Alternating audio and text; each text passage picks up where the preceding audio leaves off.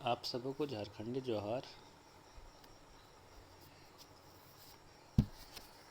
आप सभी छात्रों का मेरे चैनल पर तहे दिल से स्वागत है। आज मैं जिस चैप्टर का जिक्र करने जा रहा हूँ वो क्लास 10th का चैप्टर 2 है, एसएसटी जियोग्राफी से वन्य एवं वन्यजीव संसाधन। बड़ा ही बहुमूल्य चैप्टर है, इसका वेटेज भी अच्छा खासा है और सवाल जवाब ज़्यादा हार्ड नहीं है।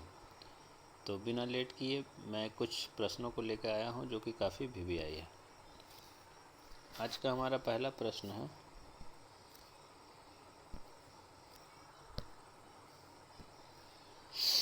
चिपको आंदोलन और संयुक्त प्रबंधन की भूमिका समझाइए। चिपको आंदोलन और संयुक्त वन प्रबंधन की भूमिका समझाइए। तो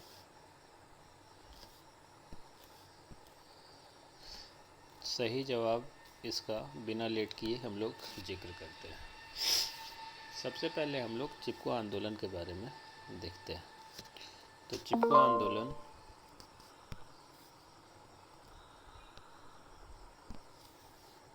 आंदोलन की शुरुआत सन 1973 ईस्वी में उत्तराखंड तत्कालीन उत्तर प्रदेश में हुई।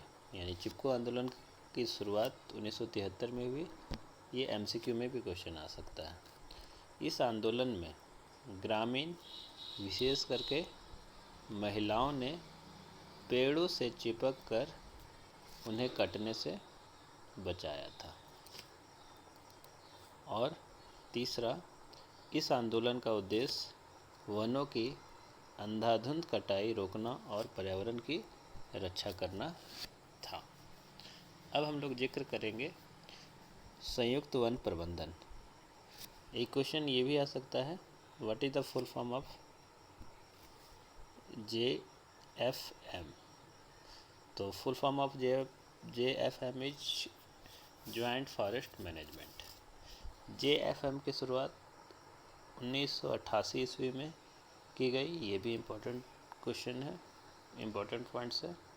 JFM की शुरुआत 1988 ईस्वी में की गई।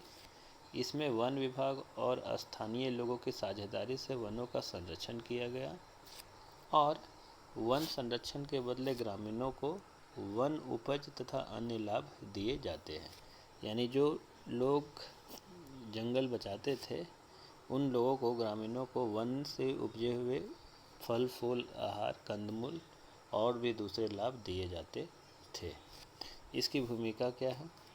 तो वनों की कटाई में कमी आई, वन्य जीवों का संरक्षण हुआ, पर्यावरण में बैलेंस बना, स्थानीय लोगों की भागीदारी बढ़ी और जैव विविधता का संरक्षण हुआ। आज का हमारा दूसरा महत्वपूर्ण सवाल है, प्रोजेक्ट एलिफेंट पर संक्षिप्त टिप्पणी लिखना। तो चलिए बिना देर किए हुए हम लोग प्रोजेक्ट एलिफेंट पे संक्षिप्त टिप्पणी लिखते हैं। प्रोजेक्ट एलिफेंट की शुरुआत 1972 में भारत सरकार द्वारा की गई। यानी भारत सरकार के द्वारा ये एक महत्वाकांक्षी योजना थी, प्रोजेक्ट एलिफेंट, यानी एलिफेंट की रक्षा करना।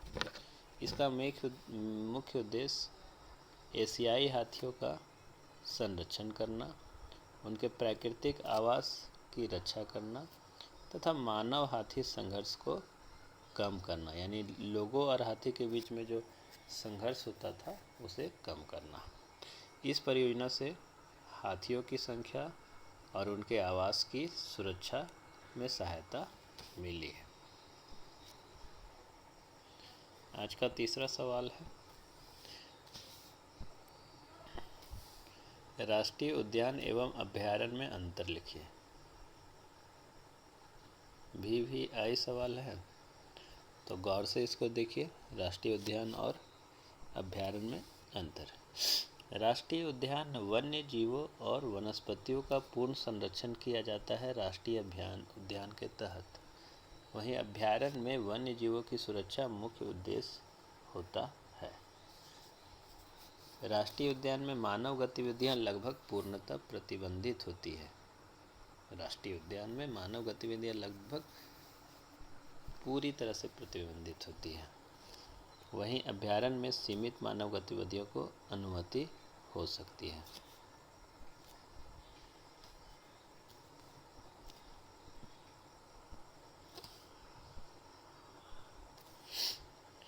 सीमा परिवर्तन कठिन होता है। जो सीमा फिक्स है वो फिक्स है।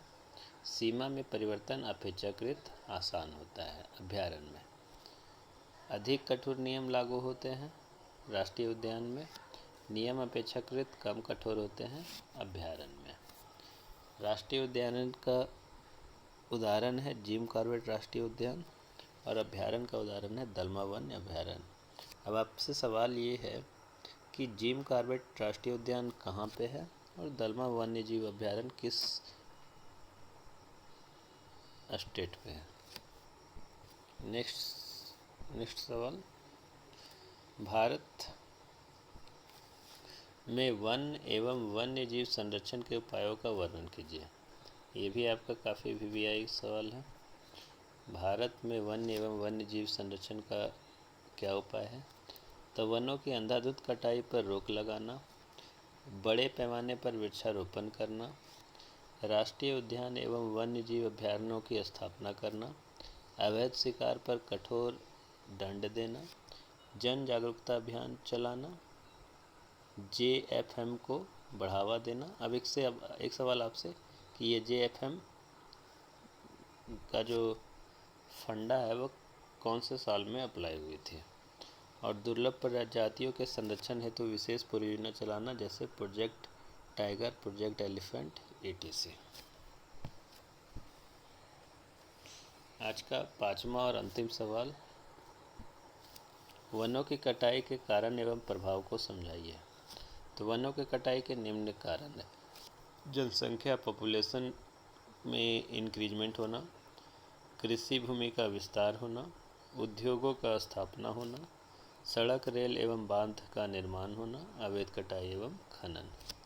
वनों की कटाई के प्रभाव क्या है? जैव विविधता में कमी आ रही है, वन्य जीवों का आवास नष्ट हो रहा है, मिट्टी का कटाव बढ़ रहा है, जलवायु परिवर्तन एवं ग्लोबल वार्मिंग में वृद्धि हो रही है, वर्षा में कमी और प्राकृतिक संतुलन बिगड़ रहा है।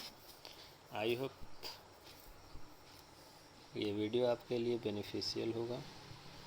ये 5 बहुमूल्य सवाल हैं जो एग्ज़ाम की दृष्टि से काफ़ी महत्वपूर्ण है। पिछले कई सालों में ये क्वेश्चन रिपीट हो चुके हैं। आप मेरे चैनल को सब्सक्राइब कीजिए और मुझे सपोर्ट कीजिए। मैं आपके लिए इसी प्रकार का वीडियो बनाते रहूँगा। धन्यवाद।